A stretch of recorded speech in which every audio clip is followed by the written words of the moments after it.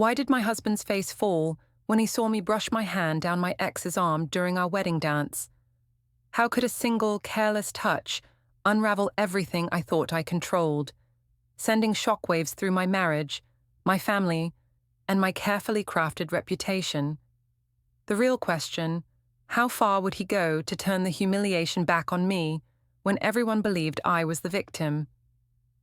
The candles on my 33rd birthday cake were still flickering when my entire world exploded. I should have known Mason would show up uninvited. He always had a talent for terrible timing. But standing there in my living room, surrounded by friends and family, watching him sway with that familiar drunken swagger, I felt my carefully constructed life begin to crumble. "Eirene, baby," Mason slurred, his voice cutting through the cheerful birthday chatter like a rusty knife. "Why didn't you tell everyone about our little Tuesday tradition?" The room went silent. Owen, my husband of 9 years, stood frozen beside the cake, his hand still holding the lighter he'd used for the candles. His face shifted from mild annoyance to confusion, then to something that made my stomach drop to the floor. I forced a laugh, the sound brittle and fake even to my own ears. "Mason, you're drunk. Maybe you should go home." But Mason wasn't finished. He never was when he got like this, reckless and hurt and determined to drag everyone down with him. His dark eyes found mine across the room, and I saw the cruel satisfaction there. He was going to do it. After 3 months of sneaking around, of careful lies and elaborate alibis, he was going to destroy everything. "Come on, don't be shy," Mason continued, his voice getting louder. "Tell them how you still sneak over to my place every Tuesday afternoon. Tell them about those little errands you run." The words hung in the air like poison gas. I watched Owen's face change, watched the exact moment when understanding hit him. The lighter slipped from his fingers and clattered onto the hardwood floor. Our 8-year-old daughter, Tessa, looked between us with wide, confused eyes. "That's enough," Owen said quietly, but his voice carried across the room. "I think you need to leave." Mason laughed, a harsh sound that made several guests flinch. "Oh, now you want to play the protective husband? Where was all that attention when your wife was— Get out." Owen's voice was steel now, controlled but deadly serious. "Get out of my house right now." I finally found my voice, my mind racing to salvage what I could from this disaster. "Owen, he's just drunk and jealous. You know how he gets when he's been drinking. He's been bothering me for months, making up stories." "Stories?" Mason's eyebrows shot up. "Is that what we're calling it? Stories about how you show up at my apartment every Tuesday at 2:30. Stories about how you never wear your wedding ring when you come over." My mother-in-law, Lorraine, stepped forward, her face pale but determined. "Young man, I'm calling the police if you don't leave immediately." But the damage was done. I could see it in the faces around the room. The shock, the dawning realization, the judgment. My sister-in-law, Gwen, had her hand over her mouth, staring at me like she'd never seen me before. Devon, Owen's oldest friend, was shaking his head slowly. Mason finally seemed to realize what he'd done. The cruel satisfaction faded from his face, replaced by something that might have been regret. But it was too late for regret now.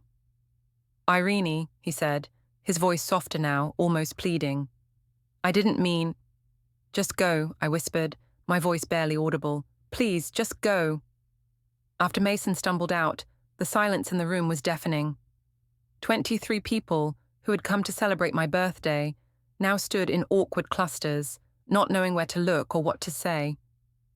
The birthday cake sat forgotten on the dining room table, its cheerful pink frosting suddenly seeming obscene. Owen hadn't moved from his spot by the cake. He was staring at me with an expression I'd never seen before. Not anger, not hurt, but something colder. Something that looked like he was seeing me clearly for the first time in years. "Owen," I started, but he held up his hand. "Not now," he said quietly. "Not in front of everyone." The guests began to leave after that, offering awkward goodbyes and promises to call later that no one believed. My mother Cora lingered, trying to catch my eye with supportive looks, but even she seemed shaken. Only Lorraine stayed to help clean up, moving through the living room with grim efficiency, collecting paper plates and plastic cups while shooting me looks that could have melted steel. Tessa had disappeared upstairs to her room, claiming she wasn't feeling well. I wanted to go to her, to explain somehow, but what could I possibly say? How do you explain to an 8-year-old that Mommy had been lying to everyone for months? As the last guest left, Owen finally spoke. "We need to talk." I nodded, my throat too tight for words. We needed to talk, all right. I needed to explain, to make him understand that it wasn't what it looked like, that Mason was exaggerating, that he was a bitter ex who couldn't let go, that our marriage was still worth fighting for. But as I looked at my husband's face in the dim light of our living room, surrounded by the debris of my ruined birthday party, I realized that explanations might not be enough this time. The Tuesday errands Mason had mentioned weren't errands at all, and we both knew it. The next morning arrived grey and cold, matching the atmosphere in our house perfectly. Owen had slept on the couch, and when I came downstairs, he was already gone. His coffee cup sat in the sink, still warm, which meant he'd left just minutes before I woke up, avoiding me, just like I'd expected. I called in sick to work.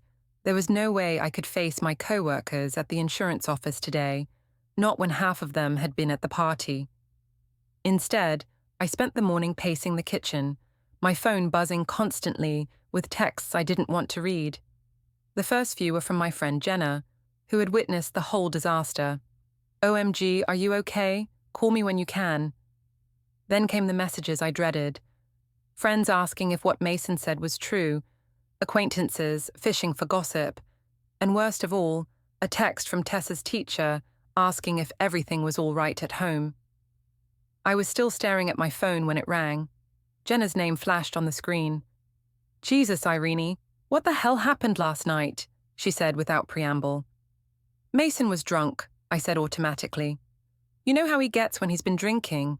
He's been harassing me for months, making up stories, because he can't handle that I chose Owen over him." There was a pause on the other end of the line. Jenna had been the only person who knew about my Tuesday visits to Mason's apartment, the only one I'd trusted with my secret. She'd even encouraged me, saying I deserved to feel desired again after years of Owen's emotional distance. "Eirene," she said carefully, "maybe it's time to come clean. Owen's going to start asking questions, and if he finds out you've been lying—" "I'm not lying," I snapped. "Mason is a drunk and a liar, and Owen knows that. He's just hurt right now, but he'll come around once he realizes what really happened." But even as I said the words, I wasn't sure I believed them. Owen wasn't stupid, and he knew me better than anyone. He'd already started putting pieces together. I could see it in his face last night, the way he'd looked at me like I was a stranger. Around noon, a delivery truck pulled up outside. I watched from the kitchen window as a young man carried a massive bouquet of red roses to our front door. My heart stopped. Mason wouldn't be that stupid, would he? But he was. The card attached to the flowers was signed with his initials, and the message made my blood run cold. "Sorry about last night. You know where to find me when you're ready to talk. M."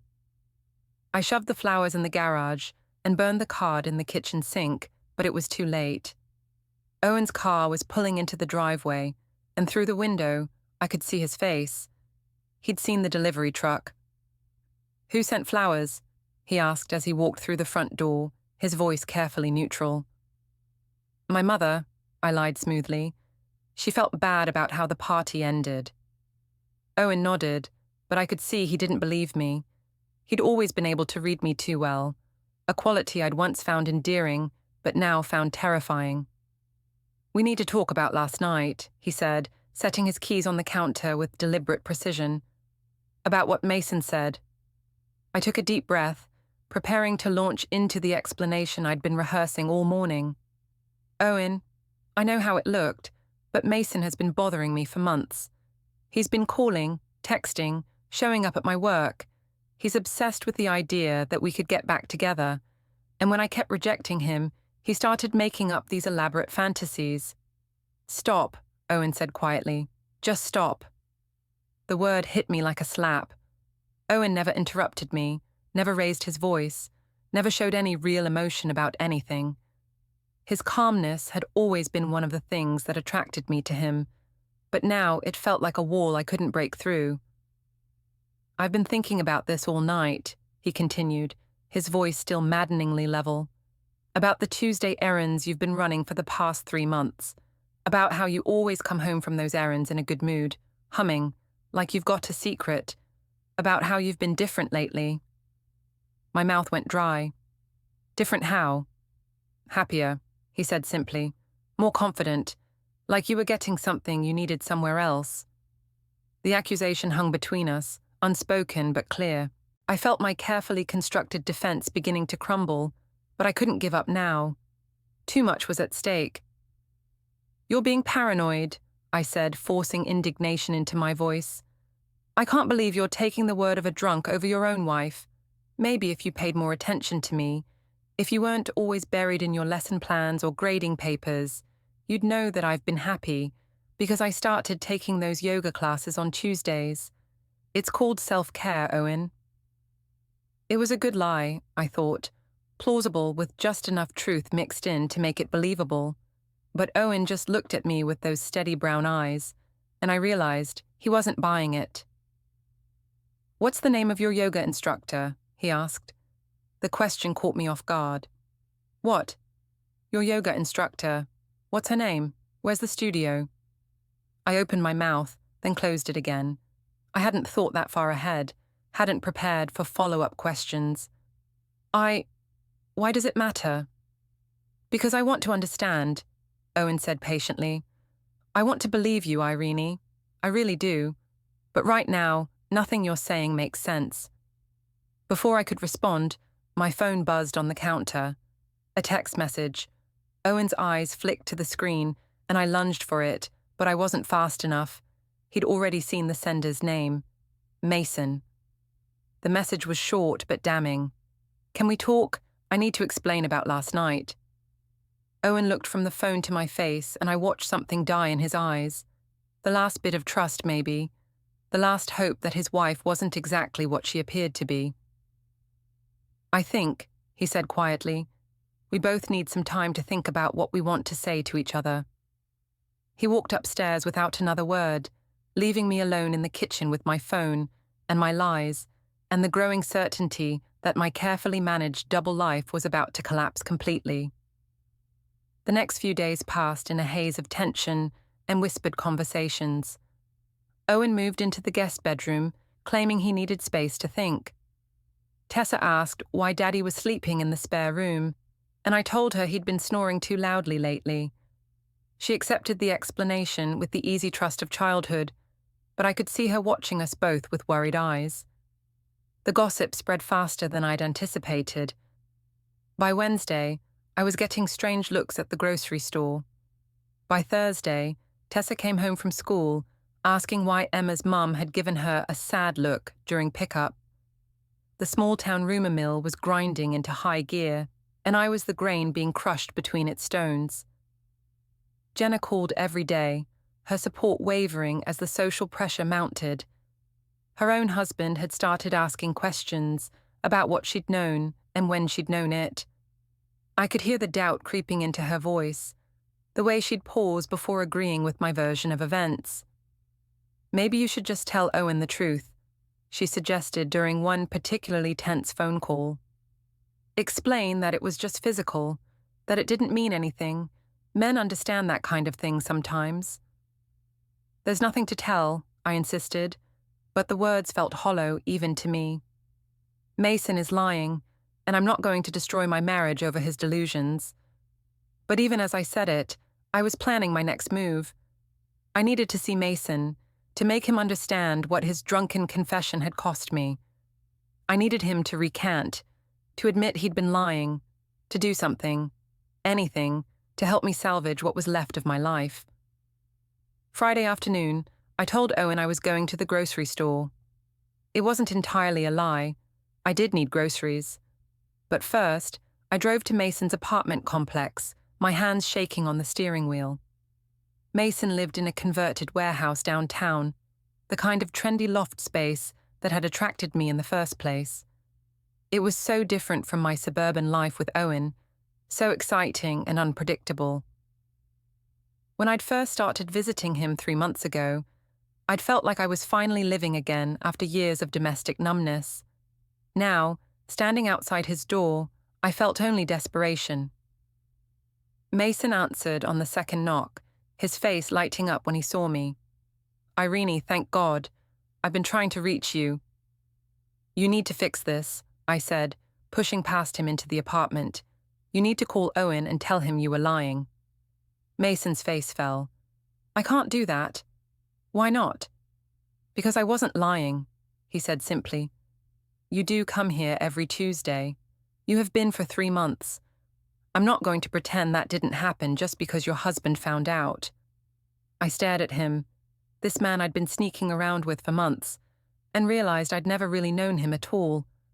I'd thought he understood the rules of our arrangement, the secrecy, the compartmentalization, the understanding that this was just physical release, not a relationship. "You're going to destroy my marriage," I said.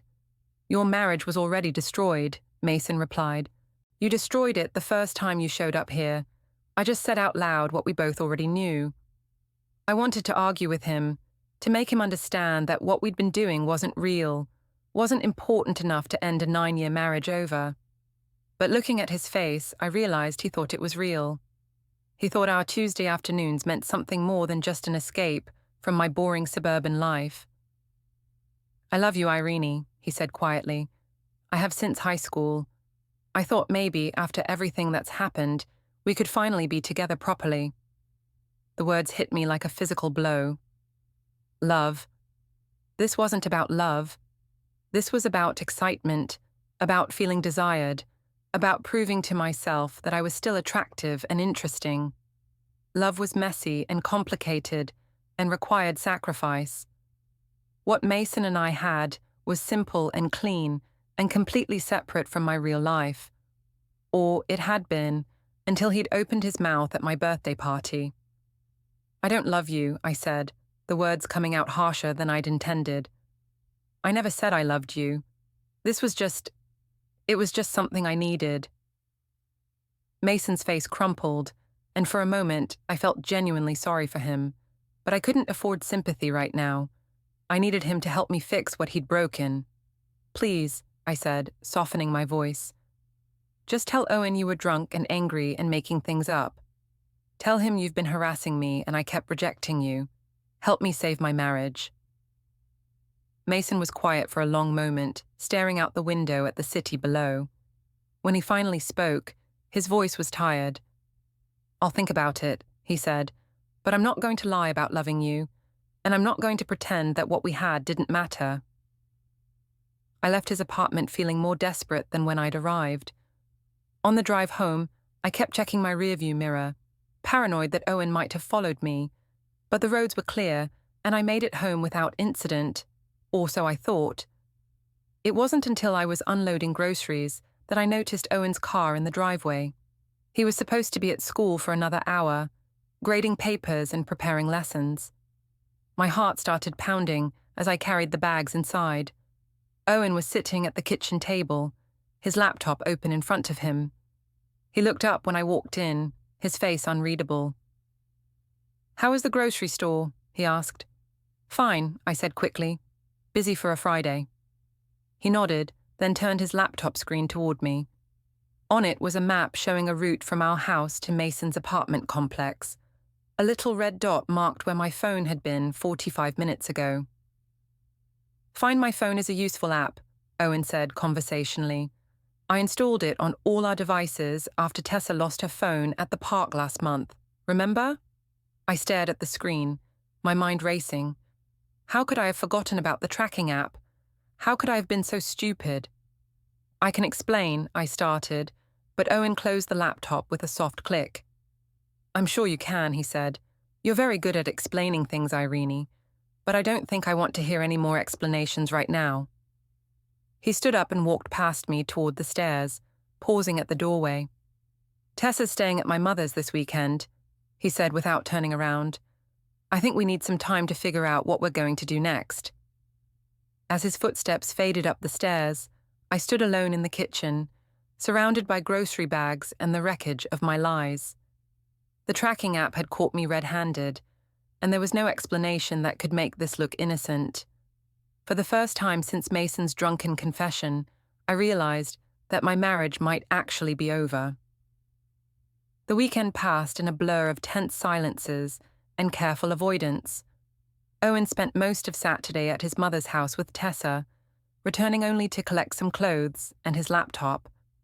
When I tried to talk to him, he simply said he needed more time to process everything. Sunday morning, I made the mistake of checking Facebook. The post was in the Riverside Moms group, a local community page where neighbors shared recommendations and gossip. Someone, I never figured out who, had written a vague but pointed message about certain people who couldn't keep their marriages together and how it affected the whole community. The comments section was a feeding frenzy of speculation and thinly veiled references to my birthday party. I heard it was quite a scene, wrote Jennifer Walsh, whose daughter was in Tessa's class. Poor kid, having to witness that kind of drama. Some people have no shame, added Margaret Corso. Carrying on like that with children in the house. I wanted to respond, to defend myself, but anything I said would only confirm that they were talking about me. Instead, I screenshot the post and sent it to Jenna with a message. This is what you've helped create. But Jenna's response wasn't what I expected. Eirene, I think you need to take responsibility for your own choices here. Even my closest friend was abandoning me.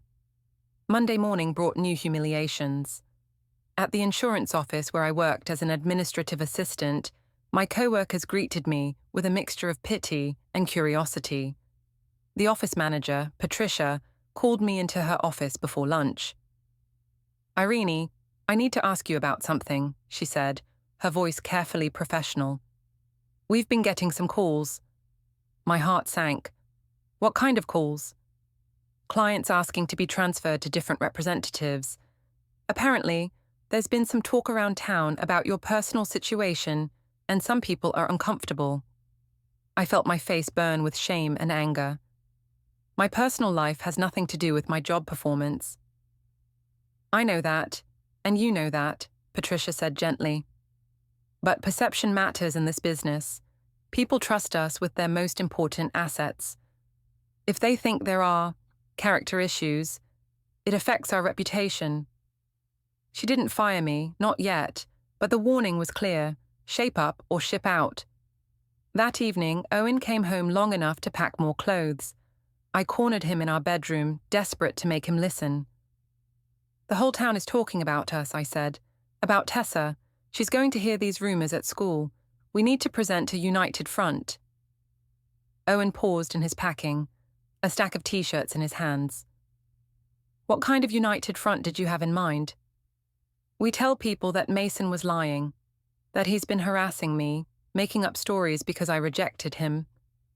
We say we're working through it together, that our marriage is strong. Owen stared at me for a long moment. You want me to lie for you. I want you to protect our family. Our family, Owen repeated slowly. The family you were protecting when you were sneaking off to Mason's apartment every Tuesday. I felt tears start to well up in my eyes. It wasn't supposed to matter. It was just something I needed. It had nothing to do with us, with Tessa, with our life together. Everything you do has something to do with us, Owen said quietly. That's what marriage means, Eirene. That's what family means. Your choices don't exist in a vacuum. He zipped up his suitcase and headed for the door. I'll pick up Tessa from school tomorrow. She'll stay with me at my mother's until we figure out what comes next. You can't take her away from me, I said, panic rising in my voice. I'm not taking her away from you. I'm taking her away from the situation until it gets resolved. After he left, I called my mother, desperate for support. Cora listened to my tearful explanation, the same story I'd been telling everyone, about Mason's lies and harassment, and made all the right sympathetic noises. You're being treated terribly, she said, Owen should be supporting you, not abandoning you when you need him most. But even my mother's blind loyalty couldn't fix what was broken. The next day, Tessa didn't come home from school. Owen picked her up as promised, and when I called to talk to her, Lorraine answered the phone. "She's doing her homework," my mother-in-law said coldly. "She needs stability right now, not more drama." "She's my daughter," I said. "Then maybe you should have thought about that before you decided to destroy her family." The line went dead. That night, alone in the house that suddenly felt enormous and empty, I made a decision. I drove to Mason's apartment, not for comfort or companionship, but for answers. If he truly loved me, as he'd claimed, then he needed to help me fix this. But Mason wasn't alone when he answered the door. A woman I didn't recognize was sitting on his couch, wineglass in hand, looking perfectly at home. "Eirene," Mason said, his face flushing. "I wasn't expecting you." "Clearly," I said, staring at the woman. She was younger than me, probably mid-20s, with long blonde hair and the kind of effortless beauty that made me feel ancient at 33. "This is Sarah," Mason said awkwardly. "Sarah, this is—" "The married woman you've been sleeping with," Sarah finished, standing up. "Yeah, he told me all about you." She gathered her purse and coat with efficient movements. "I'll call you later, Mason, when you've sorted out your drama." After she left, Mason and I stood in his living room, the silence stretching between us like a chasm. "You're already moving on," I said, not bothering to hide my bitterness. "You made it clear where I stand," Mason replied. "You don't love me, remember? This was just something you needed. I needed you to help me save my marriage. And I needed you to choose me over your marriage. Looks like we're both disappointed." I left his apartment for the last time that night, finally understanding that I was truly alone. Owen had moved out, Tessa was staying with her grandmother, my friends were distancing themselves, and even Mason, the man who had claimed to love me, was already replacing me. As I drove home through the quiet streets of our small town, I realized that my choices had consequences I'd never imagined. I'd thought I could compartmentalize my life, keep my Tuesday afternoons separate from everything else that mattered. But secrets have a way of bleeding into everything they touch, and now the stain was spreading faster than I could contain it. 2 weeks after Owen moved out, a man in a cheap suit knocked on my door. I knew what he was before he opened his mouth, the manila envelope in his hands, the apologetic but professional demeanor, the way he asked me to confirm my identity before handing over papers that would change my life forever. Divorce papers, custody papers, a legal document requesting full custody of Tessa based on evidence of emotional neglect and deceptive behavior that creates an unstable home environment. I stared at the papers in my kitchen, my hands shaking as I read Owen's methodical, devastating case against me. Bank statements showing unexplained cash withdrawals on Tuesdays, printed emails and text messages I'd thought were deleted, screenshots of the tracking app showing my repeated visits to Mason's apartment, even a statement from Tessa's school counselor, noting behavioral changes and signs of stress in recent months. Owen had been building this case for weeks, maybe longer. While I'd been scrambling to control the narrative, he'd been quietly collecting evidence with the same methodical precision he brought to everything else in his life. I called the lawyer whose name was listed on the papers, hoping to negotiate, to explain my side of the story. But his secretary informed me that he only represented Owen. If I wanted legal representation, I'd need to find my own attorney. The problem was, good lawyers cost money, and most of our savings were in joint accounts that Owen had apparently already secured. The retainer alone would eat up what little I had in my personal checking account. I tried calling Owen directly, but he wouldn't answer. When I showed up at Lorraine's house, she met me at the door with a restraining order application in her hand. "You're not welcome here," she said firmly. "If you want to see Tessa, you can arrange it through your lawyer." "I just want to talk to her," I pleaded. "She must be so confused. She needs her mother." "She needs stability," Lorraine replied. something you've proven incapable of providing. Through the window, I could see Tessa in the living room, curled up on the couch with a book. She looked small and sad, and my heart broke seeing her like that. But when she glanced toward the door and saw me, she didn't run over like she usually would. Instead, she looked away, as if she was embarrassed. That night, I made one last desperate attempt to salvage something from the wreckage. I drove to Owen's school, waiting in the parking lot until his late tutoring session ended. When he walked out to his car, I intercepted him. "We need to talk," I said. "Please, Owen, just 5 minutes." He looked tired, older than his 35 years. The stress of the past month had carved new lines around his eyes, and I realized with a pang that I was responsible for putting them there. "There's nothing left to talk about, Eirene." "There's Tessa," I said desperately. "She needs both her parents. You can't just cut me out of her life because you're angry." "I'm not angry," Owen said quietly, and somehow that was worse than if he'd been shouting. "I'm done. There's a difference." "I made a mistake," I said, the words tumbling out in a rush. "I know that now. But it was just a physical thing, Owen. It didn't mean anything. I never stopped loving you, never stopped wanting our marriage to work." Owen studied my face in the harsh glow of the parking lot lights. "Do you really believe that?" "Yes," I said, though even as I spoke, I wondered if it was true. "Then you're more lost than I thought," he said sadly, "because what you did wasn't just physical, Eirene. You lied to me every day for 3 months. You looked me in the eye and made up elaborate stories about where you'd been and what you'd done. You let me worry about our marriage, wonder what I was doing wrong, while you were getting what you needed somewhere else." "I was trying to protect you." "You were protecting yourself," Owen interrupted. "And in the process, you made me feel like I was going crazy. Do you have any idea what that does to a person? To doubt your own perceptions, to wonder if you're being paranoid when you're actually being lied to." I opened my mouth to argue, but he held up his hand. "I'm not trying to punish you, Eirene. I'm trying to protect Tessa from growing up thinking that this is what marriage looks like, that it's normal for people who claim to love each other to lie and cheat and manipulate." "So you're just going to take her away from me?" "I'm going to make sure she has one stable parent," Owen said. "You can see her on weekends, supervised visits until you get your life sorted out. But she's not coming home to a house where her mother might disappear for mysterious errands, and her parents sleep in separate rooms and pretend everything's fine." He got in his car and drove away, leaving me standing alone in the empty parking lot. As I watched his taillights disappear, I realized that my husband, steady, boring, predictable Owen, had outmaneuvered me completely.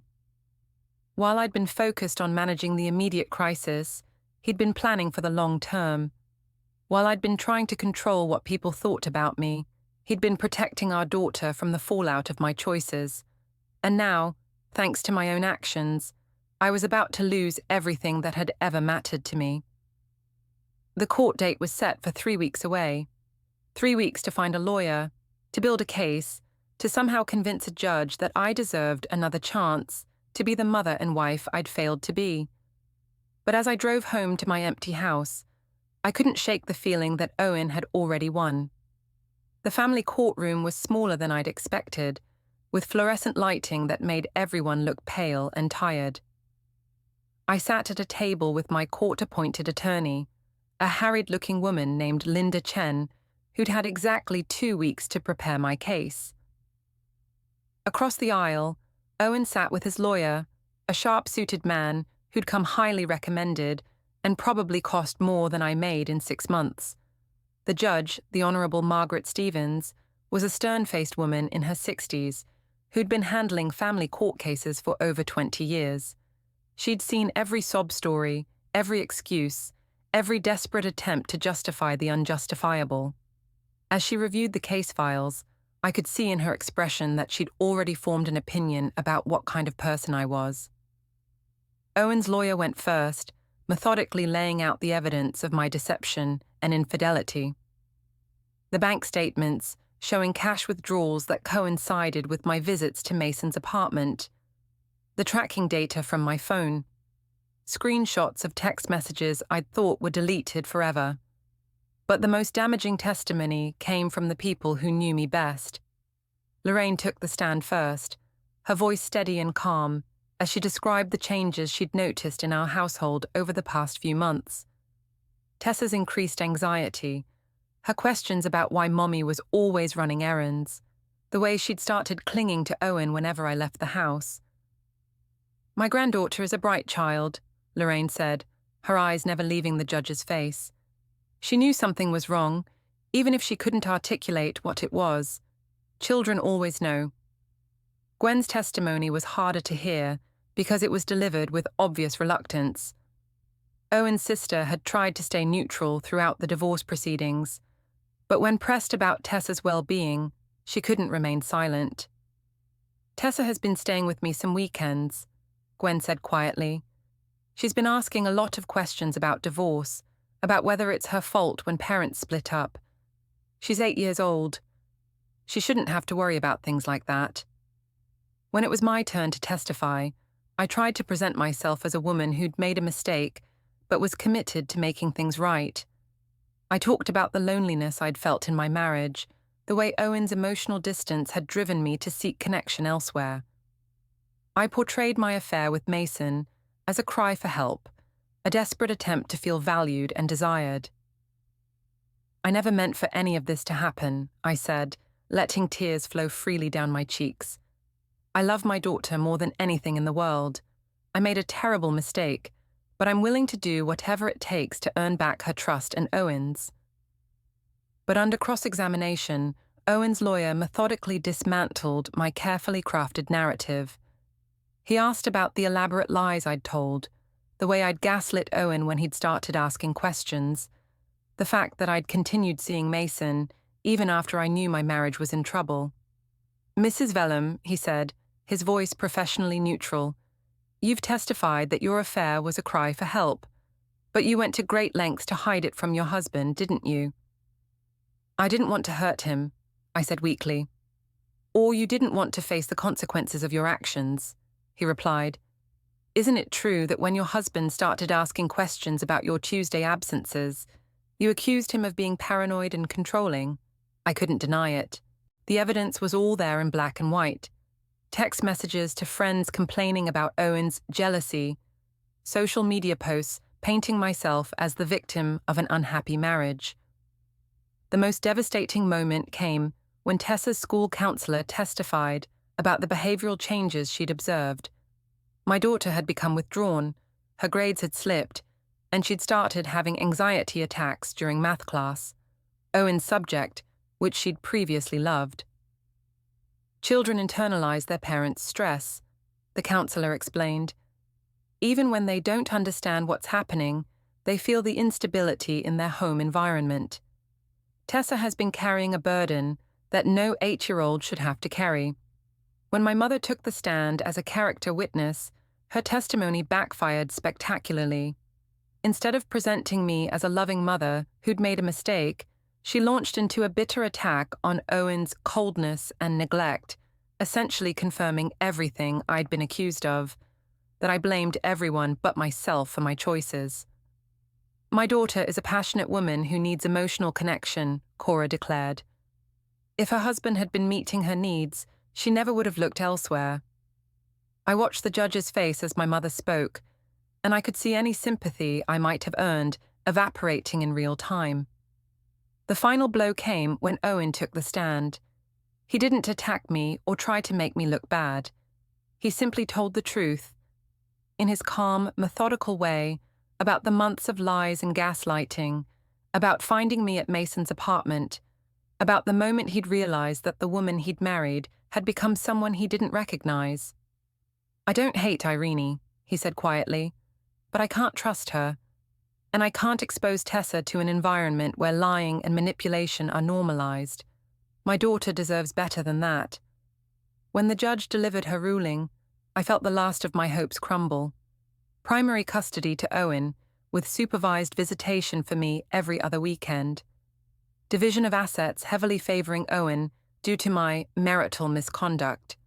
A recommendation that I complete counseling before unsupervised visits with Tessa could be considered. Mrs. Vellum, Judge Stevens said, looking directly at me, you have betrayed the trust of your family in the most fundamental way. Your actions have caused significant emotional harm to your child, and your continued attempts to deflect responsibility suggest that you have not yet grasped the full impact of your choices. She paused, letting the words sink in. However, the court recognizes that you are Tessa's mother, and that relationship is important to her development. The supervised visitation schedule will allow you to maintain that relationship while ensuring that she is protected from further instability. As the court session ended, I watched Owen gather his papers with the same methodical precision he brought to everything else. He looked relieved, but not triumphant, tired, but not defeated.